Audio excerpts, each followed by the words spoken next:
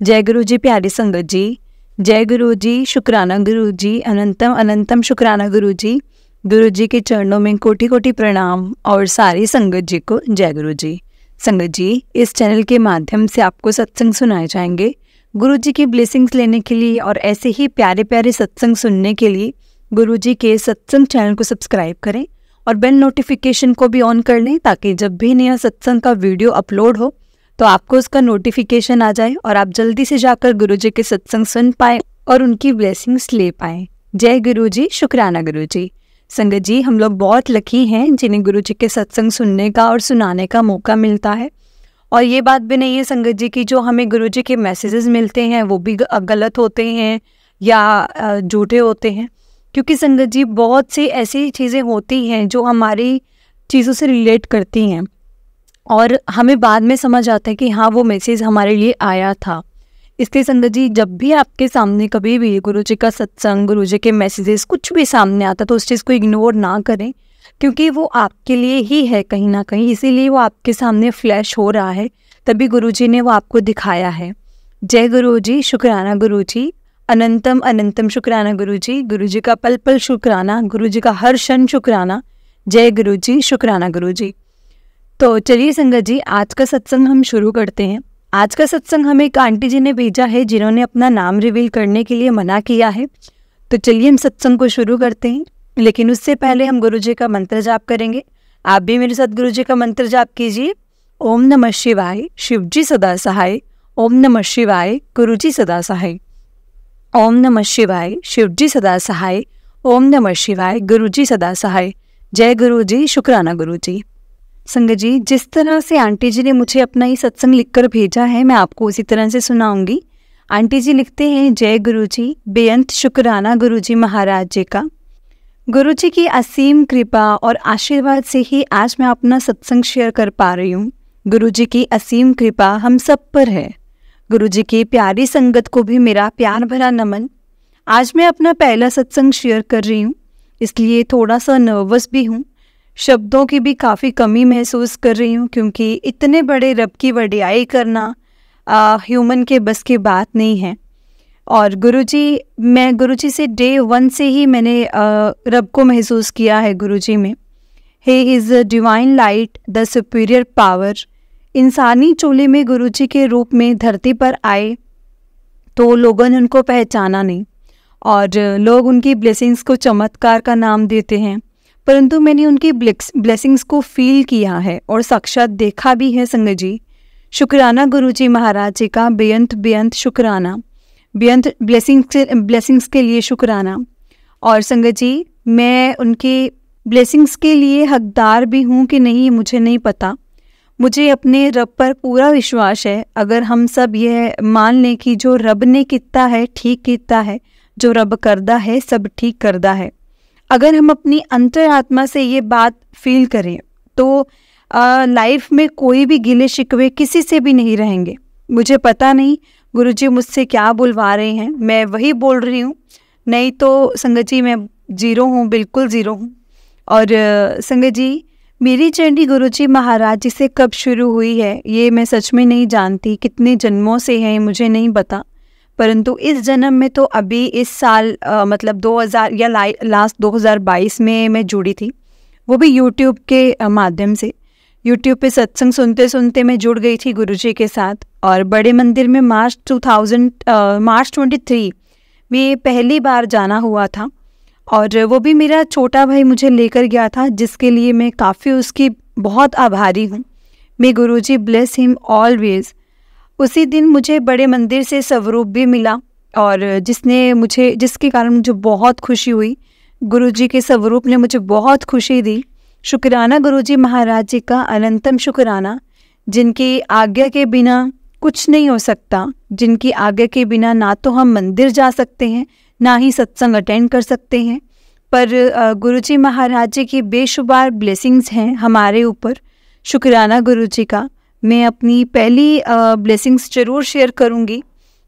मैं और मेरे अंकल जी दिल्ली एयरपोर्ट पर इंटरनेशनल फ़्लाइट थी हमारी, तो जहाँ मैं व्हील चेयर से उतरते हुए संगत जी गिर गई।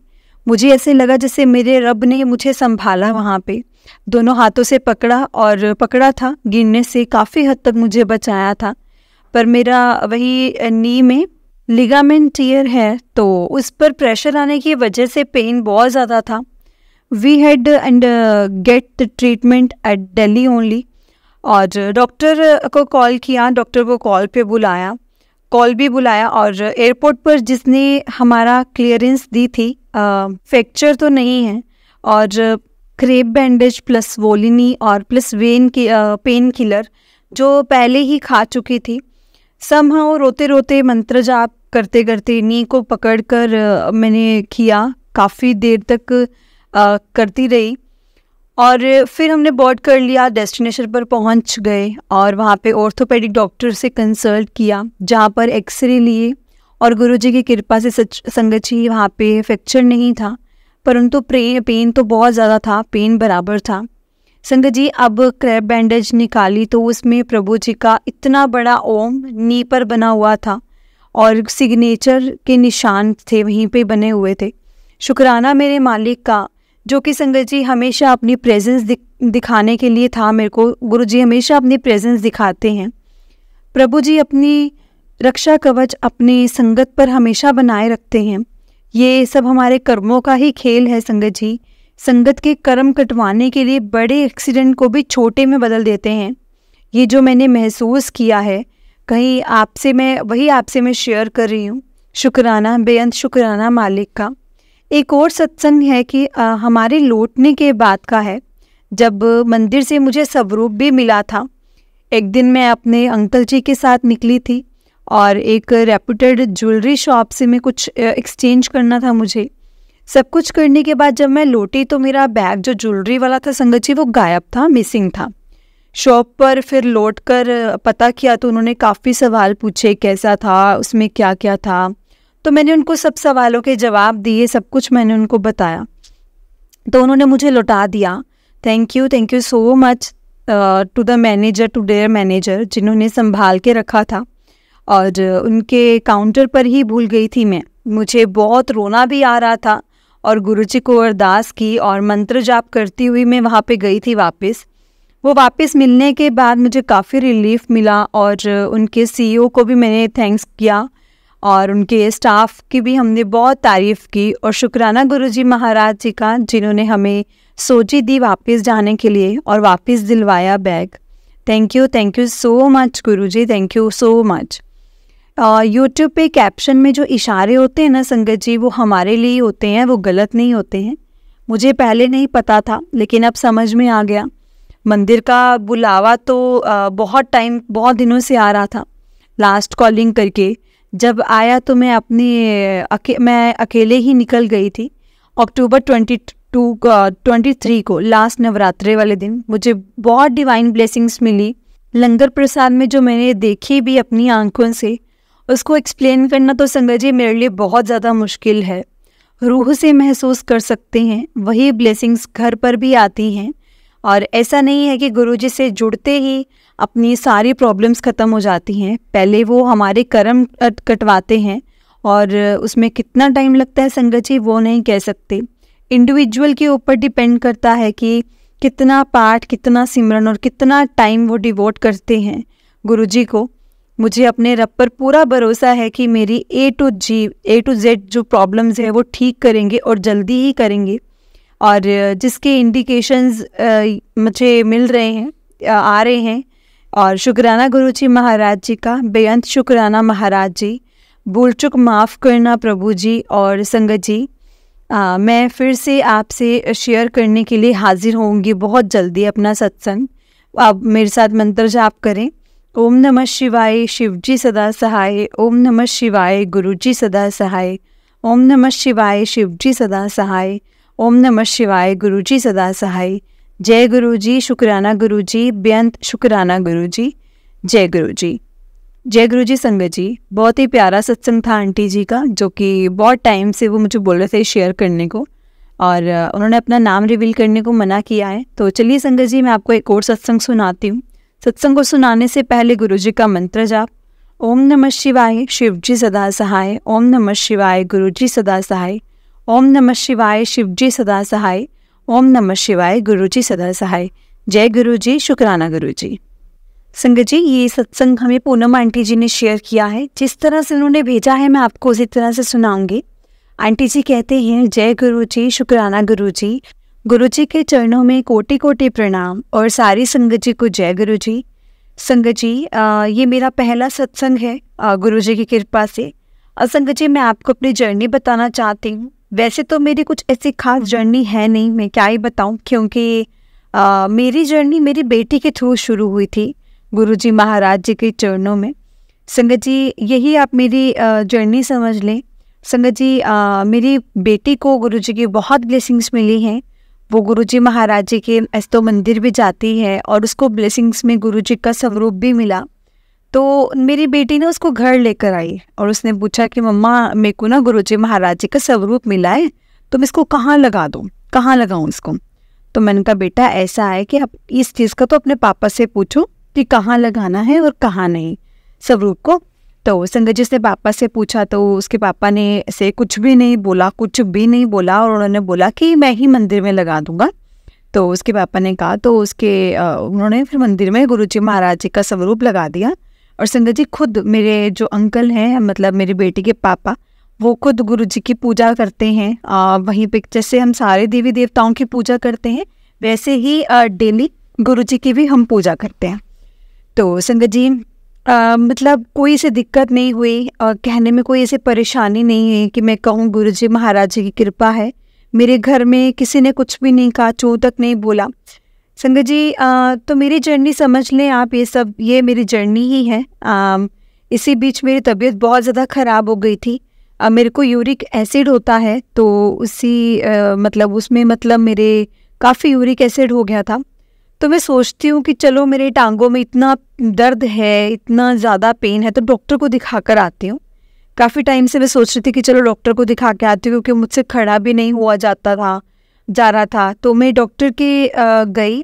डॉक्टर से मैंने कहा, डॉक्टर साहब, मेरे को ऐसे दिक्कत आ रही है और पैरों से मेरे से खड़ा भी नहीं हुआ जाता। तो डॉक्टर ने मेरे टेस्ट वगैरह करवाए, तो संगत जी यूरिक एसिड निकला।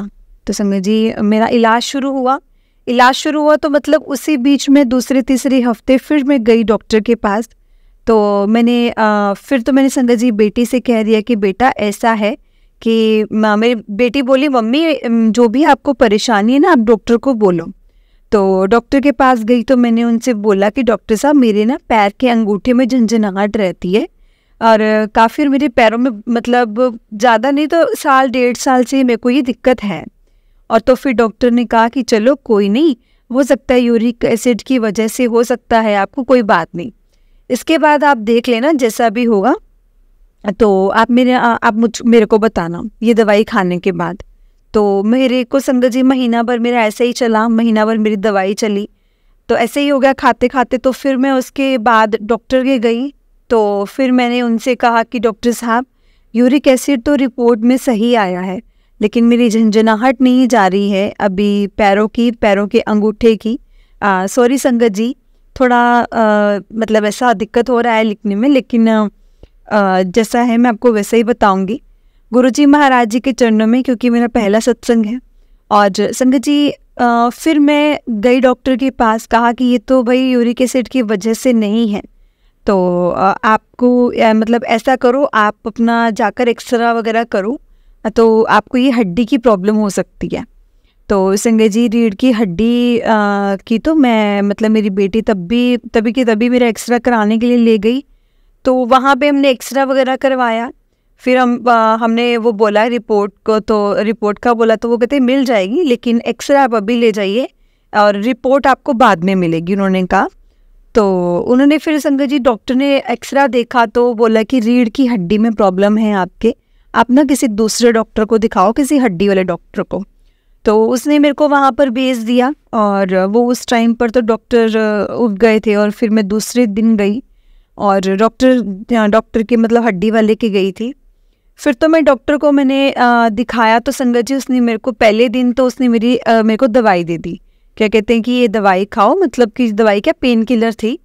उसने कहा था कि आप ना बेल्ट वगैरह बांध कर रखो और आप इसके आपने ज़्यादा हिल नहीं सकते इसके बाद, हिल नहीं सकते हो। तो संगत जी वो दवाई वगैरह मैं खाने लगी और मैंने बेल्ट भी मंगवा ली।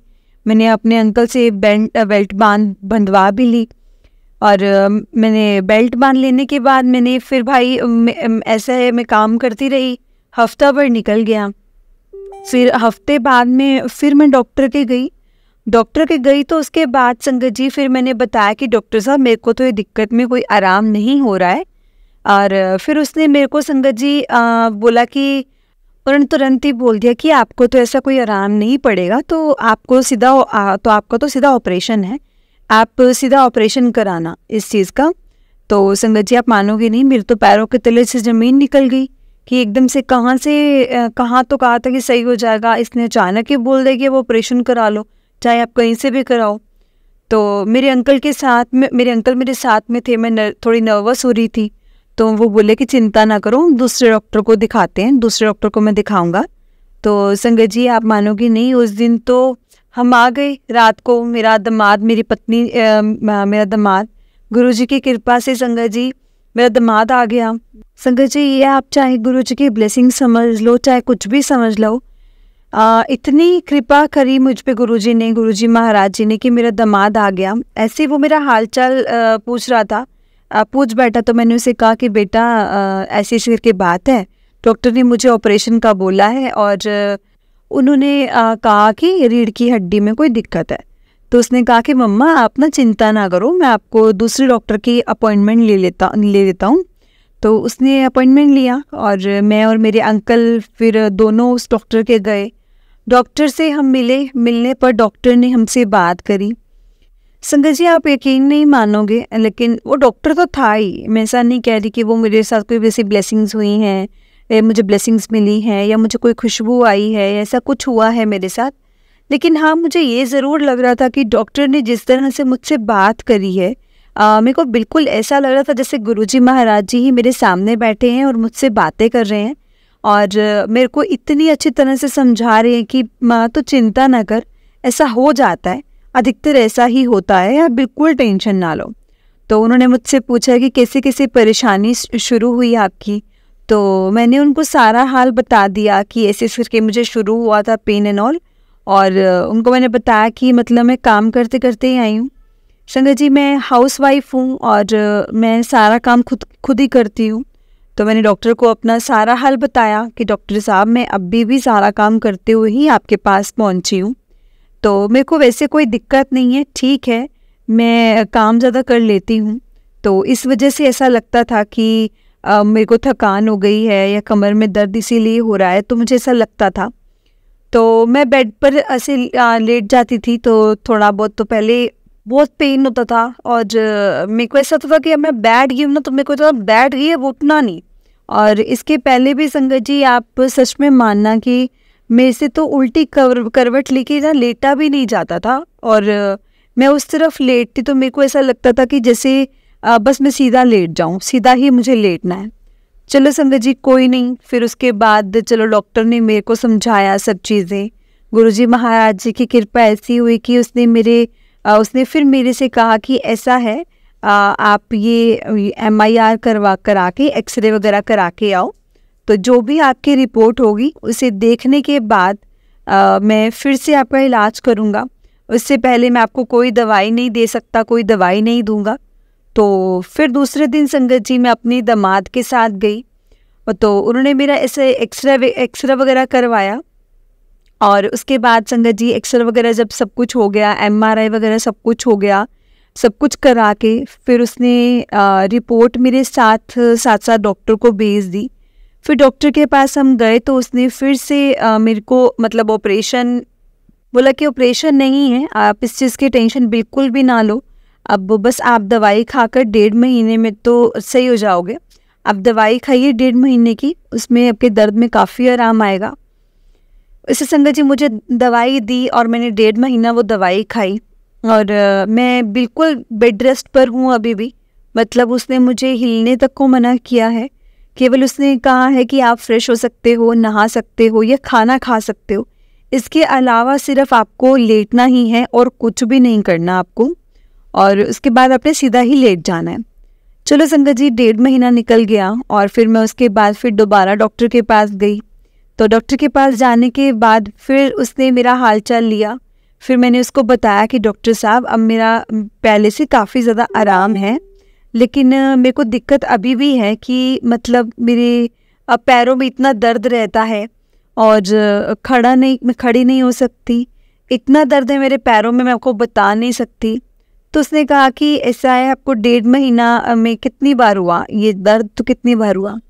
तो मैंने डॉक्टर को बताया कि 3-4 बार तो डॉक्टर साहब ये दर्द हो चुका है मेरे दर्द में, मतलब हो चुका है, मतलब मैं उठ ही नहीं पाती, मेरे से उठा ही नहीं जाता, मैं खड़ी नहीं हो पाती, मैं मतलब संगत जी सारा दिन ऐसे बेड पर लेटी रहती थी। तो अब उसने मेरे को 6 महीने का फिर से बेड रेस्ट बताया और उसने मेरी दवाइयाँ दी, मेरे को दवाइयाँ खाने के लिए दी और मुझे कहा कि आप फिर से आपको वैसे ही आराम करना है और वैसे ही बेड रेस्ट करना है। मैं ये नहीं कहूँगी संगत जी कि ये गुरुजी महाराज जी की कृपा नहीं थी। गुरुजी महाराज जी की बहुत कृपा है, इतनी कृपा है कि मैं आपको बता नहीं सकती, जिसमें कि मैं आपको उनको मैं इतना पूछती भी नहीं हूँ, इतना मानती भी नहीं उनको।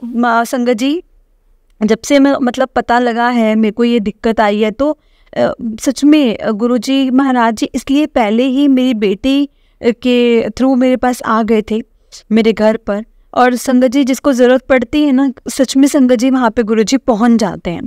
मेरे तो आप सच में संगत जी मानना कि मतलब मैं अपने बाबा को बहुत मानती हूँ, मतलब अपने जो भी सुख दुख जो मेरे पे आते हैं मैं अपने बाबा से बात करती हूँ। जैसे मेरी बेटी गुरुजी से बात करती है, मैं अपने बाबा से बात करती हूँ। तो मेरी संगत जी सारी मुराद पूरी करते हैं, लेकिन पता नहीं ये मेरे मुँह से एकदम से गुरुजी महाराज जी ने निकलवाया कि क्या। जैसे ही मैंने सुना कि मेरी रीढ़ की हड्डी में दिक्कत है, पता नहीं क्यों अचानक मेरे मुंह से निकला कि गुरुजी महाराज ये तो आप ही संभाल लेंगे ना, आप ही को संभालना पड़ेगा। ये जो मेरी बीमारी है, मेरी जो भी छोटी मोटी बड़ी जो भी है, ये आप ही के ऊपर छोड़ रही हूँ मैंने आपके ऊपर छोड़ दिया है। ये आप जानो, आपका काम जाने। और सच में संगत जी मैंने गुरुजी महाराज जी को यही कहा, मेरा आप सच में सही मतलब आप चाहे कैसे भी करें मेरे को ठीक करें, जैसा चाहेंगे वैसा करें, मेरे को बस ठीक कर दें। और अब मैं गुरुजी के चरणों में लगी हुई हूँ, मैं भी मानती हूँ अब उनको।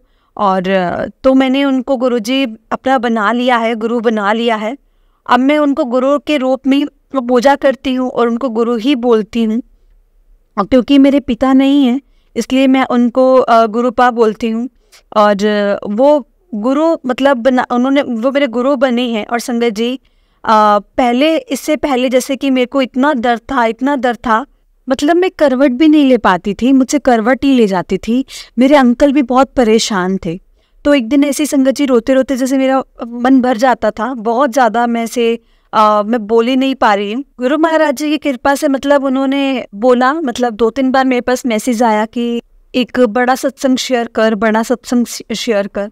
मेरी हिम्मत ही नहीं हो रही थी संगत जी करने को। संगत जी सॉरी, गुरुजी मुझे माफ़ करना। तो दूसरा मतलब कि मेरे गुरुजी महाराज जी ने मुझे ड्रीम दर्शन दिए, वो भी मैं आपको बताऊंगी कि कैसे थे। मतलब ऐसे कि मैं रोते रोते सो गई, मेरे को बहुत पेन था कमर में बहुत ज़्यादा जिसको बोलते हैं। तो उसके बाद तो मैं ऐसे रोते रोते सो गई। रात को मेरे गुरुजी महाराज जी ने मुझे दर्शन दिए। दर्शन में इतने अच्छे लग रहे थे गुरुजी महाराज बहुत अच्छे लग रहे थे। और वो गाड़ी में जा रहे थे और बैठ के, और मैं ऐसे ही मतलब खड़ी हूँ और मेरे को ऐसे वो मुड़ मुड़ कर देखते हुए जा रहे हैं।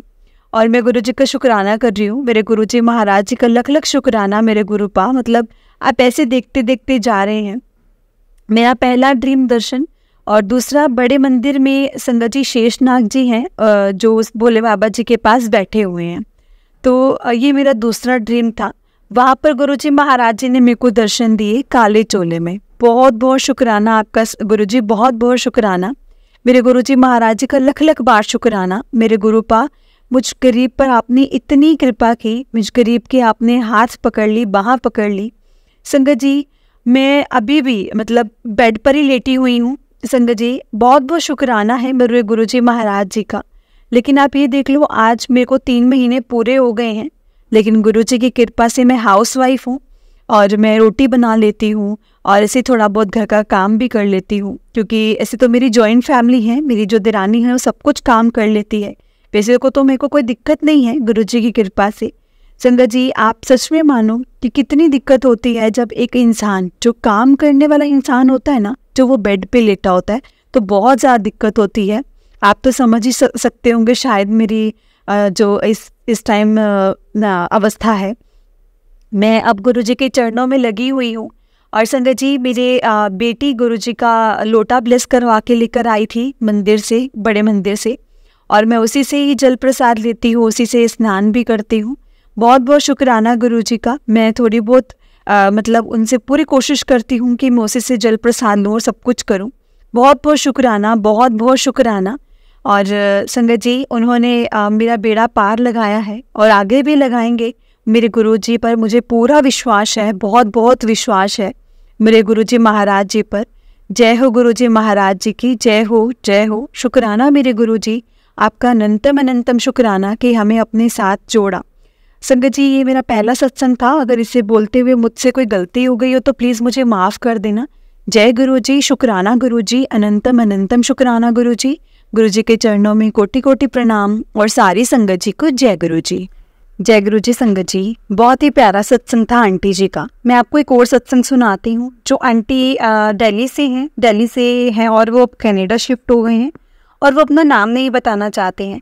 जिस तरह से उन्होंने मुझे अपना सत्संग लिखकर भेजा है, मैं आपको उसी तरह से सुनाऊंगी। इससे पहले आप मेरे सद्गुरु जी का मंत्र जाप कीजिए संगत जी। ओम नमः शिवाय, शिवजी सदा सहाय। ओम नमः शिवाय, गुरुजी सदा सहाय। ओम नमः शिवाय, शिवजी सदा सहाय। ओम नमः शिवाय, गुरुजी सदा सहाय।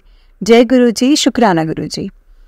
आंटी जी कहती हैं, ये मेरा पहला सत्संग है। वैसे तो मुझे गुरुजी से जुड़े हुए काफ़ी टाइम हो गया है और बहुत सारे सत्संग भी हैं, पर ये सत्संग अभी कुछ दिन पहले का है जो मैंने गुरुजी से कहा था कि पूरा कर दो, तो मैं शेयर ज़रूर करूँगी।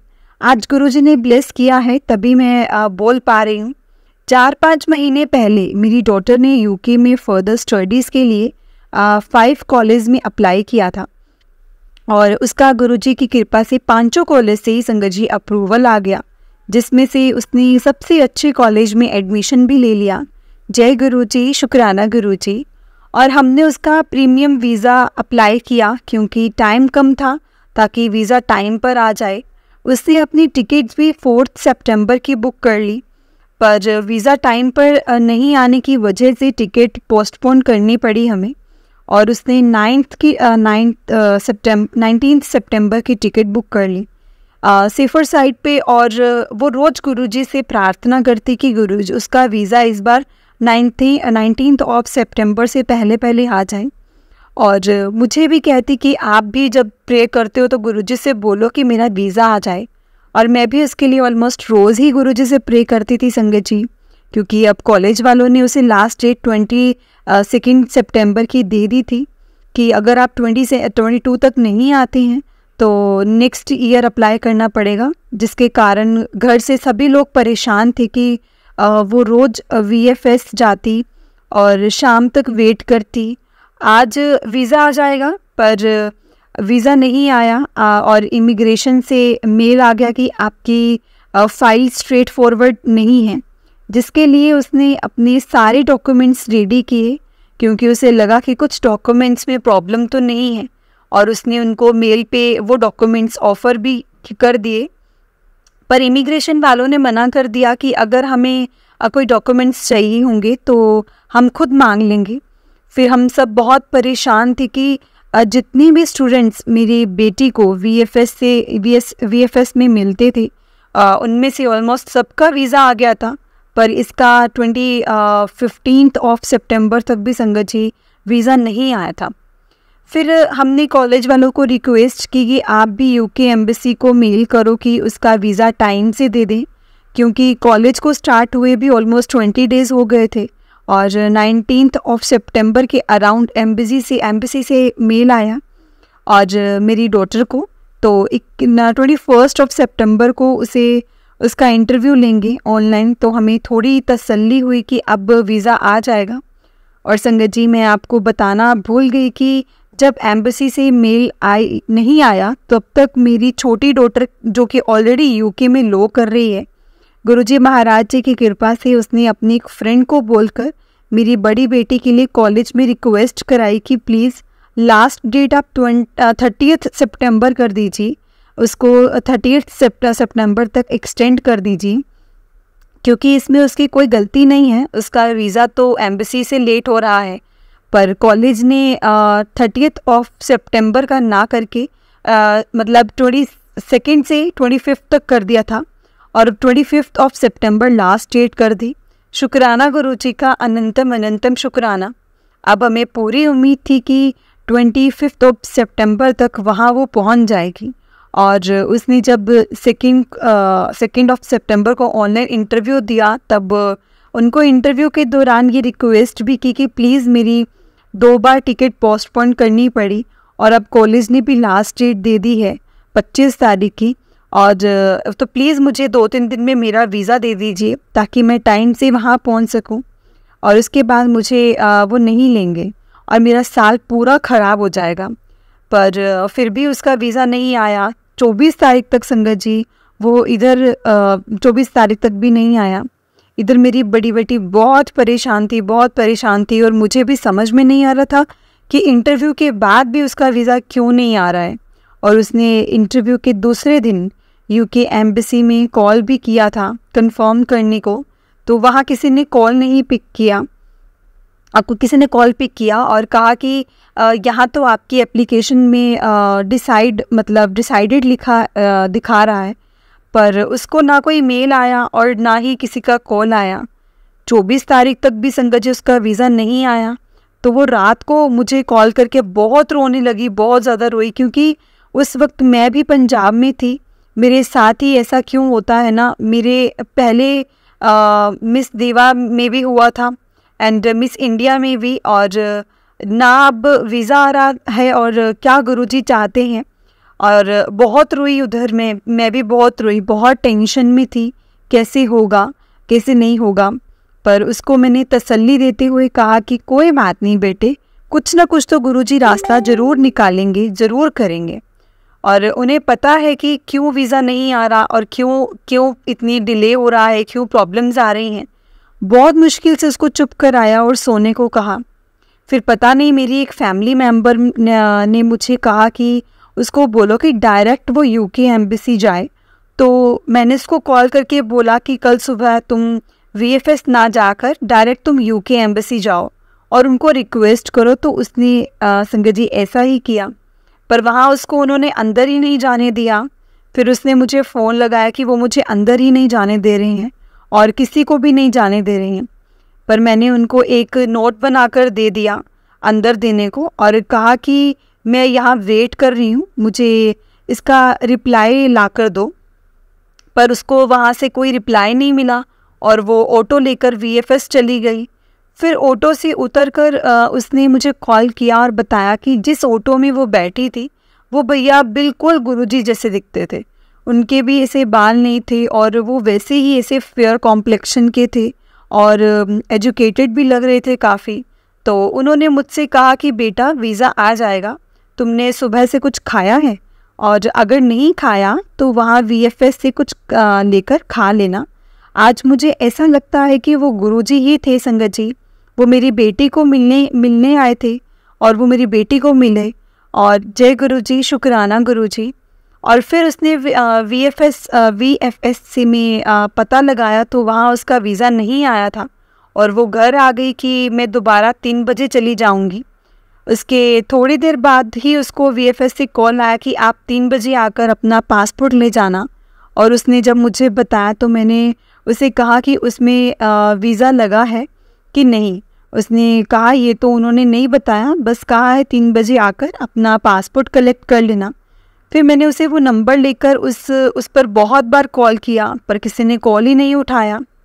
तो मैंने अपनी डॉटर को कहा कि 3 बजे नहीं, उससे पहले जाओ और अपना पासपोर्ट ले आओ, और अगर वीज़ा लग गया है तो आज रात की फ़्लाइट लेकर यूके जाओ, और कॉलेज को मेल कर दो कि मैं आज फ़्लाइट ले रही हूँ। और 25 सितंबर था और लास्ट डेट जो कॉलेज वालों ने दी थी। हमें टेंशन थी कि कॉलेज वाले एक्सेप्ट करेंगे कि नहीं करेंगे, पर हमें ये था कि जब गुरुजी ने वीज़ा दिलवाया है तो वहाँ पे भी एक्सेप्टेंस भी ज़रूर करवाएंगे। और ऐसा ही हुआ संगत जी। उसको वीज़ा 3 बजे मिल गया और वो उसी रात को फ़्लाइट लेकर चली गई। और उसको यूनिवर्सिटी से मेल आया कि ये डिसीज़न हमारे सीनियर ही लेंगे। तो कॉलेज बंद हो गया, तो आप कल 5 बजे से पहले आकर बात कर लो। तो मेरी बेटी को स्कॉटलैंड जाना था और उसकी फ़्लाइट लंदन तक की थी। वहाँ से मेरी छोटी बेटी ने उसकी लंदन टू एडिनबर्ग की फ़्लाइट की, जहाँ वो खुद स्टडी कर रही है।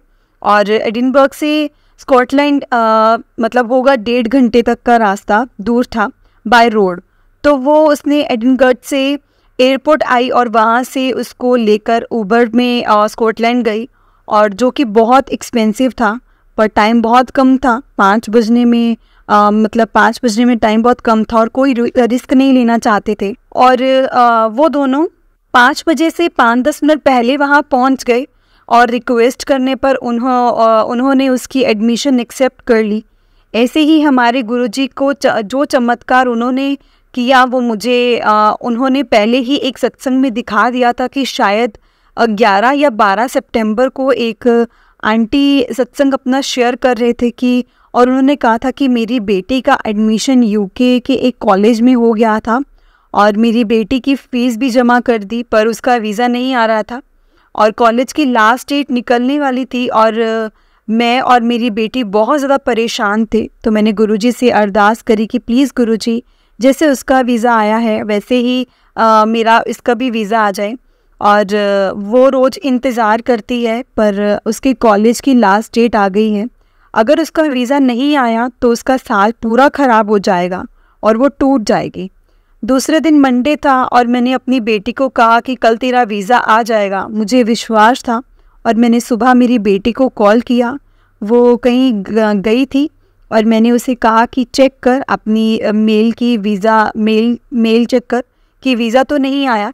उसने कहा मम्मी वीज़ा कभी 12 बजे के पहले नहीं आता है, पर फिर भी मैंने उसको इंसिस्ट किया और उसने चेक किया तो उसका वीज़ा आ गया था और वो टाइम पर यूके पहुंच गई। ये सत्संग देखने के बाद, सुनने के बाद मुझे लगा कि गुरुजी ने मुझे इंडिकेशन दे रहे हैं कि, और इसीलिए ये सत्संग मेरे सामने आया है और यकीन भी हो गया था कि मेरी बेटी का भी वीज़ा आ जाएगा। पर जब मेरी बेटी का वीज़ा नहीं आ रहा था तो मन घबराया, बहुत ज़्यादा घबराया, मन घबरा भी रहा था और विश्वास भी ऐसे थोड़ा बहुत डगमगाया। सॉरी गुरुजी, माफ़ करना, हम आपके बच्चे हैं, हमसे बहुत गलतियां होती हैं, पर आप हमेशा आपने हमारा हाथ पकड़ा है। आपने अपना हाथ हमारे सिर पर ऐसे ही रखना और मेरे विश्वास को इतना ही मजबूत बना कर रखना कि कभी वो कमज़ोर ना पड़े।